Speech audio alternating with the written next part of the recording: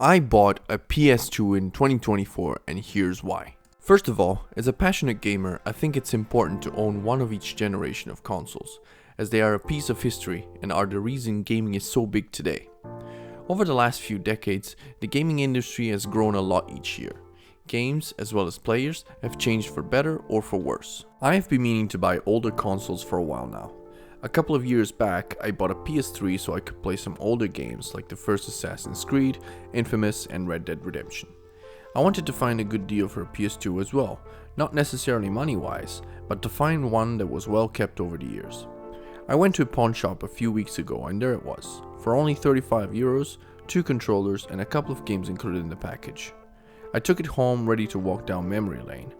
Unfortunately, as I should have predicted, the video and audio ports needed an adapter for these 3 old timers.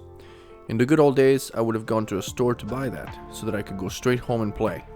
But 2024 is all about online shopping, since after a few calls to a couple of stores, most of them didn't even know what that cable was. I called Mr. Bezos and he brought me that nice cable the very next day.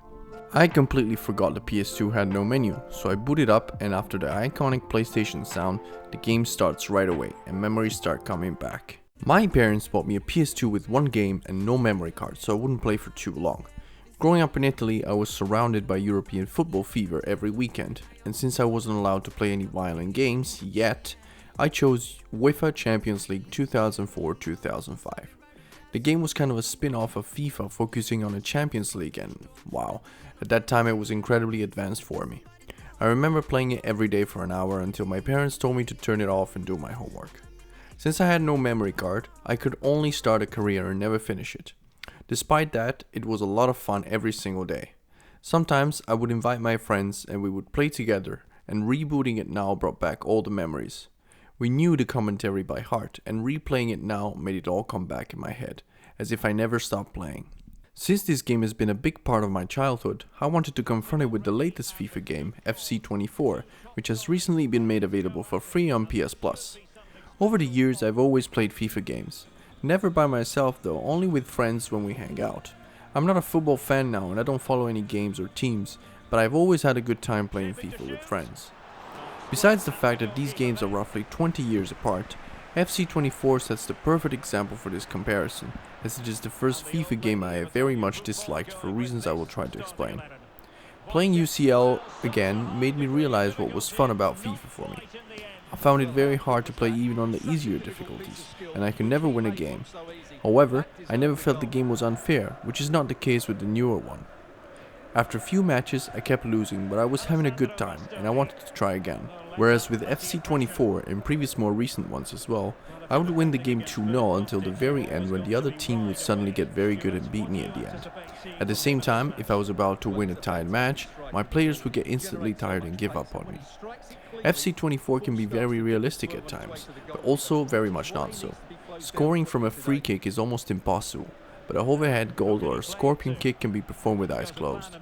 UCL 2004 was simple: take the ball, pass it to a couple of teammates and shoot from just outside the box. It feels like playing on a machine in an arcade, with 2 buttons and a stick with players that look like Lego characters.